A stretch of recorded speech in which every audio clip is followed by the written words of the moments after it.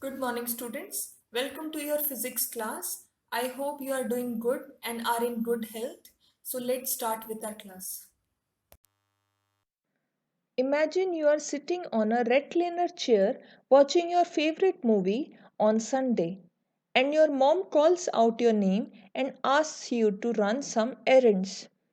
You can imagine how difficult it would be for you to get up and do the work. Imagine you are practicing for your 100-meter run on this track and somebody asks you to stop immediately within a second. Will you able to do it? What if you are suddenly asked to turn towards the right? Will you able to turn immediately? The answer to both the questions would be a no. You can't stop. But yes, gradually you can. You can also turn, but not sharply. And guess what? It's the same story for every object. Every object will continue to do what it's doing. If it's at rest, it will remain at rest, and if it's in motion, it will remain in motion. But what can change this? Yes, only an unbalanced force can change this. If it's at rest and an unbalanced force acts on it, it will move. And if it's in constant motion and an unbalanced force acts on it, it may accelerate or change its direction. And this is nothing but Newton's first law of motion. Here its definition: an object stays at rest and an object in motion stays in motion with the same speed and same direction unless acted upon by an unbalanced force. In simple words, it means that objects continue to do what they are doing unless some external unbalanced force acts on them. We can understand this using a simple diagram. If the forces are balanced, there can be two cases. An object may be at rest, or an object will be in motion at a non-zero constant velocity at a particular direction. These can be only two cases when the forces are balanced. In the first case, the object will continue to remain at rest, and in the second, the object will continue to stay in motion at the same velocity and at the same direction. Don't forget, these two cases will remain true only when forces are balanced. Now, what does Newton's first law of motion say? It says that an object will continue to do what it's doing unless acted upon by an unbalanced force or some net force. Now, the important question is, what happens when there is a net force acting on an object? That's precisely the second law of motion we'll discuss. Now, do you remember the understanding of the first law of motion by a simple diagram? If the forces are balanced, the acceleration will be zero. In the first case, the object will continue to remain at rest, and in the second, the object will continue to stay in the motion at the same velocity and at the same direction. Don't forget that these two cases will be true only when forces are balanced, only if the net force is zero. Now, let's try to create the similar diagram for the second case. If the forces are unbalanced, then there will be the acceleration. Now we come to the interesting part.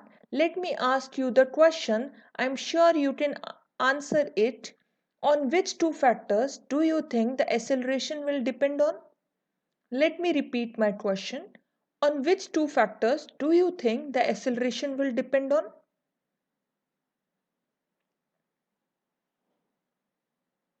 Let's say there is an object on the table, you apply the net force of 10 units on it. and then you apply the net force of 20 units on it, in which case do you think the acceleration will be more? Of course, the one in which the force was more. So we can say that the one of the thing the acceleration depend on is the net force.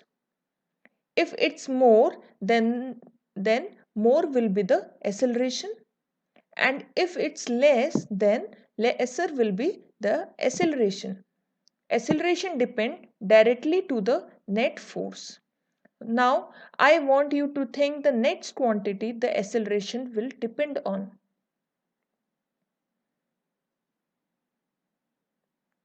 Let's say there are two objects on the table. One has mass 3 kilograms and the other has a mass of 5 kilograms. Now, if you apply the net force of 10 units to each of them, which one do you think will accelerate more?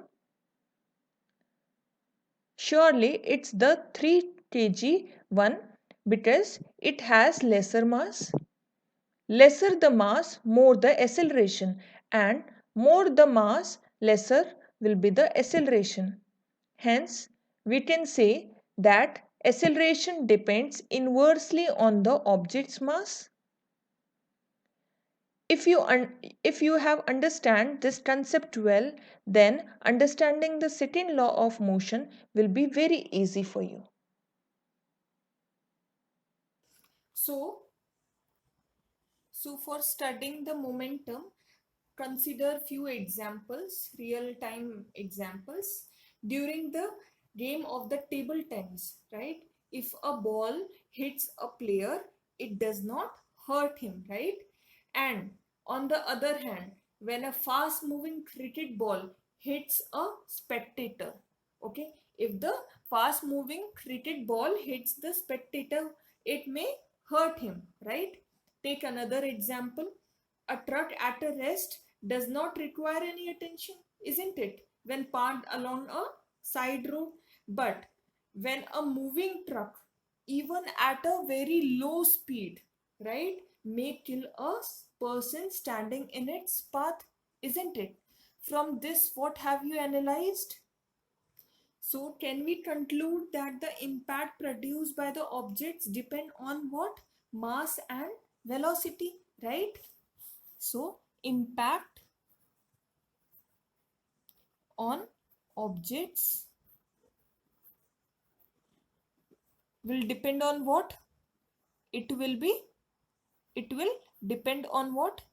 Mass and velocity, isn't it? If the mass will be higher or mass will be greater, the impact will also be greater. If the velocity is greater, that means if the truck moves with a fast speed, then the impact on the object will also be greater. So mass and velocity both will be directly proportional to the impact on the objects. Okay, so this impact is represented by the term momentum. It is a physical quantity that shows or that represents that impact on that object. Okay, this momentum is represented by small p. So what should be the formula of the momentum? This momentum p of an object is defined as the product of its mass and its velocity. Okay, so this momentum, is it vector quantity or a scalar quantity? It will be a vector quantity. Why? Because velocity is a vector quantity. So momentum will also be a vector quantity. That means it will have magnitude as well as its direction. So what will be the direction of this momentum? Momentum have same direction as that of its velocity. All right. So what should be the SI unit of momentum? The SI unit of momentum should be, see, the SI unit of mass is what? Kg. And the SI unit of velocity is what? Meter per second, right? So the SI unit of momentum will be kg meter per second. All right. So from this, it is therefore clear that a force also produces what? The change in the momentum. All right.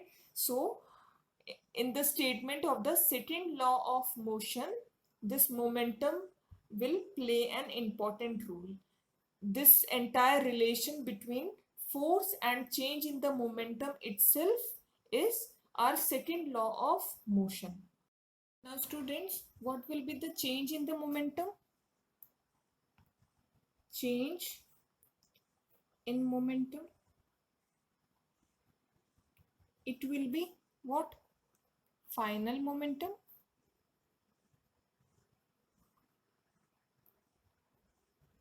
minus initial momentum, isn't it? Consider final momentum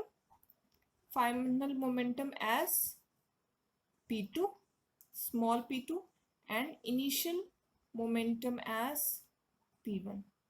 That means when the force will be applied, the object changes its momentum from P1 to P2. So what will be the change in the momentum? It will be final momentum minus initial momentum. So change in momentum will be final momentum minus initial momentum. Okay. Now what will be the rate in change of momentum? It will be what? Rate of change of momentum. When this rate comes, when this word rate comes, what happens? It means per unit time, isn't it? Means any quantity before which this rate has come, we divide that quantity with the time. So rate of change of momentum. So what is the change of momentum? P2 minus P1, isn't it? This was the change in the momentum. So what will be the rate of change of momentum? It will be divided by T. All right. So this will be rate of change of momentum. Rate means per unit time. Okay. Students, just now we have read the formula of momentum. What is momentum? It is product of mass and velocity, right? Momentum is product of mass and velocity. Okay. So for final momentum P2, what will we consider? We will consider final velocity, isn't it? So it will be this final velocity. For initial momentum, we will consider what? Initial velocity. Okay. So while writing the formula of initial momentum, what should I write? I should write P1, and here I should write in the velocity, I should mention the initial velocity, isn't it? And while writing the formula of final momentum, I should write final velocity. Okay. So initial momentum is the product of mass and initial velocity, and final momentum is the product of mass and final velocity. All right. So now can I write this formula in terms of its form value? Like change in momentum was what? P2 minus P1. Instead of P2, shall I write its value? That would be mv, and instead of P1 I will be writing mu. Okay. So in place of P2 I'll write mv. Okay. And minus, in place of P1 I'll write the value of initial momentum, that is mu. Okay.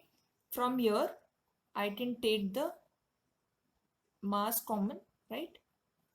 So what this value will be? This will be the change in momentum. So change in momentum will be what? Change in momentum will be m v minus u. Okay, so what will be the rate of change of momentum? It will be what? This value. And since this rate is an extra word, right, so I'll put with respect to time.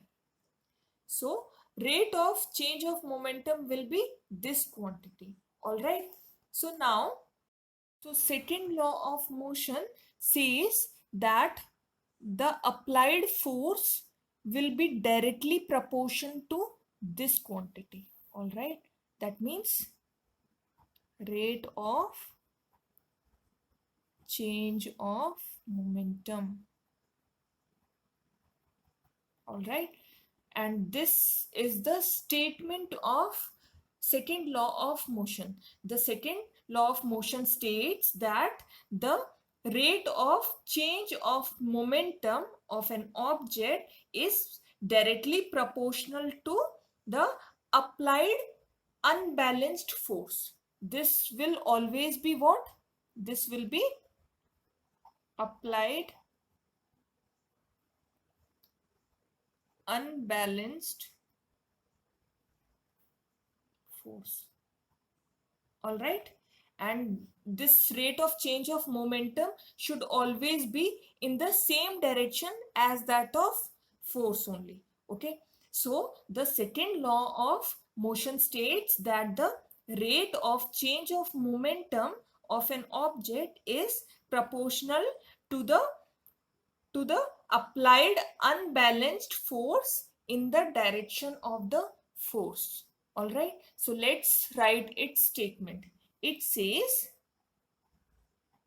statement second law of motion. Its statement says, it states that the rate of change of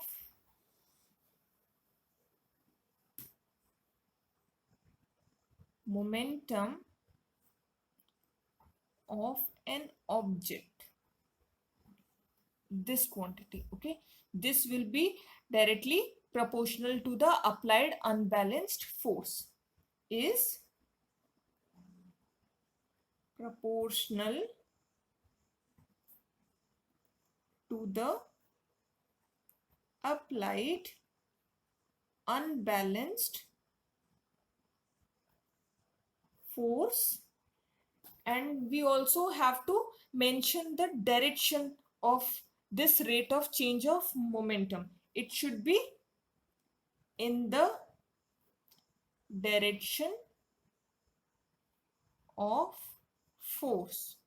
All right, this its value, it will have the same direction as that of the direction of the force. So this will be the statement of second law of motion. It states that the rate of change of momentum will be proportional to the applied unbalanced force, okay, and that should be in the direction of the force only. Okay, so now can I put the value of the rate of change of momentum from here to here?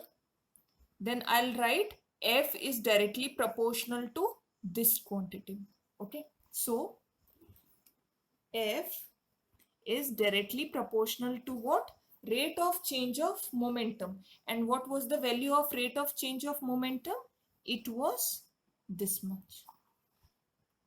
M V minus U by T. Okay. Now, can I remove the sign of this proportionality? For that, I'll put equal to sign, and along with the equal to sign, I have to put a proportionality constant. So I'm taking small k. Okay. m into v minus u by t. Okay, like this. Now, in place of v minus u by t, we already know that a is equal to v minus u by t. Acceleration is what? Rate of change of velocity. Okay, so in place of this, shall I write acceleration? Yes, I can write f equal to k m into small a. All right, now if proportionality constant has value, if k is equal to 1, then force will be the product of mass and acceleration. All right, so this will be the derivation of second law of motion. All right, so based on this formula, you have to do all the questions related to force and acceleration. Okay, this is the formula that has been derived with the help of second law of motion. So can I say that the second law of motion gives us the value of the force applied to an object? All right, students, now we know that force is the product of mass and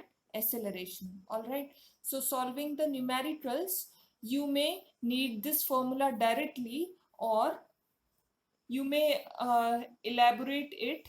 Acceleration is what? V minus u by t. So f equal to what? M into a. F equal to what?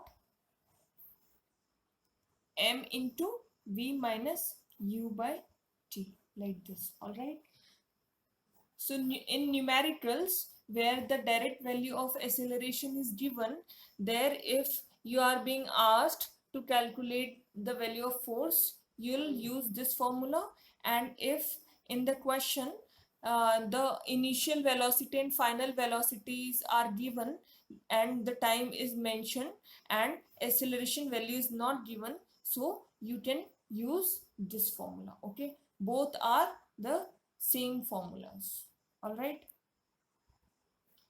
so now what is the SI unit of force? F we know is ma.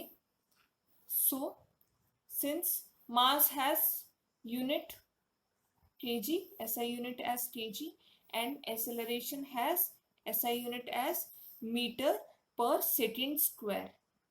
Okay, either you can write like this, meter per second square, or meter second to the power minus 2. So I'm writing like this. Okay, so this will be what? The unit of force. All right, so to make it easier, the unit of force, the SI unit of force is Newton,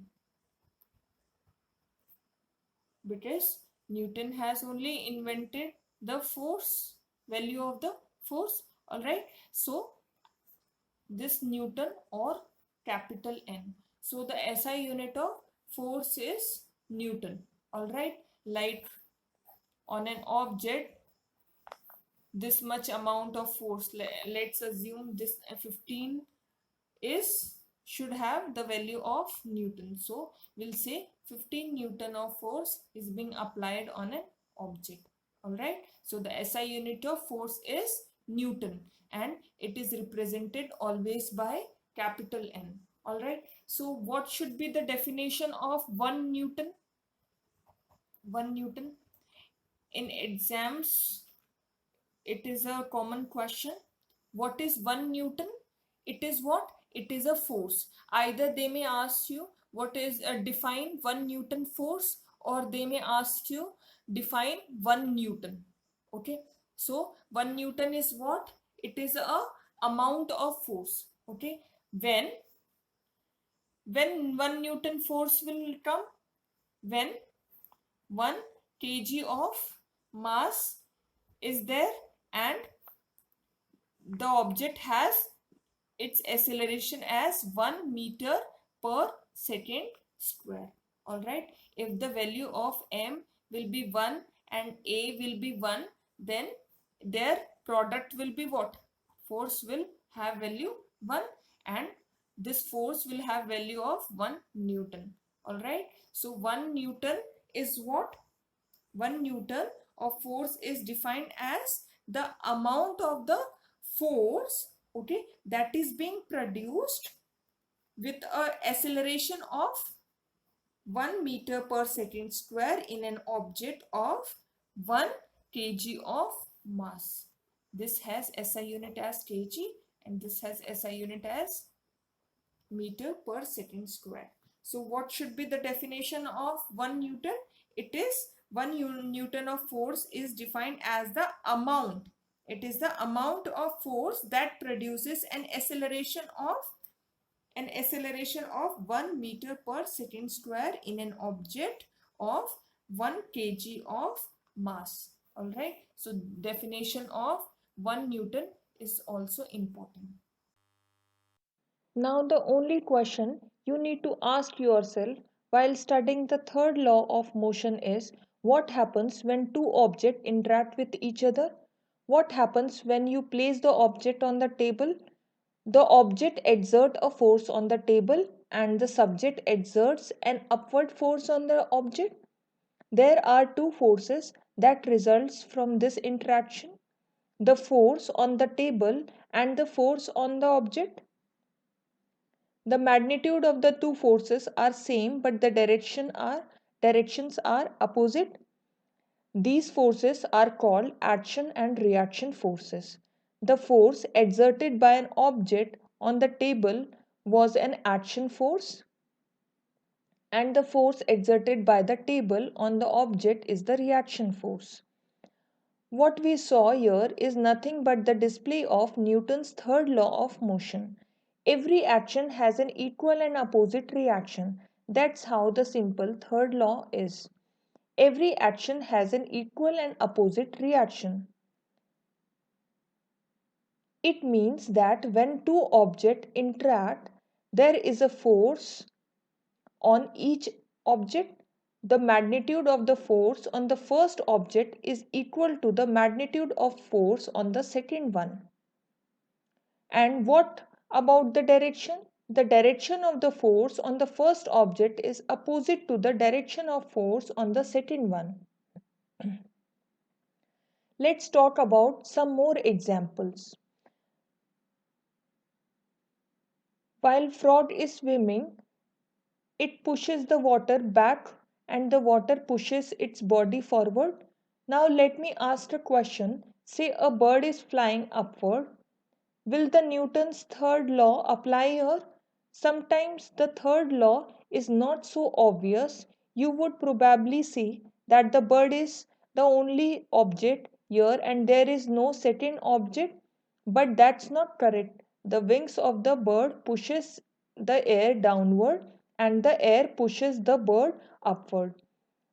Action and reaction forces make it possible for birds to fly. We take a last example to understand something very interesting about the third law. What happens when a gun is fired? You are right, it exerts a forward force on the bullet, and the bullet exerts an equal and opposite force on the gun.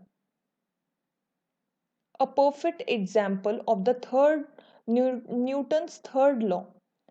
But hold on, if the force exerted by the gun on the bullet is same as the force exerted by bullet on the gun, then why doesn't the gun recoils with the same acceleration as that of bullet? Gun recoils, yes, but it doesn't recoil at the same acceleration as the bullet, right?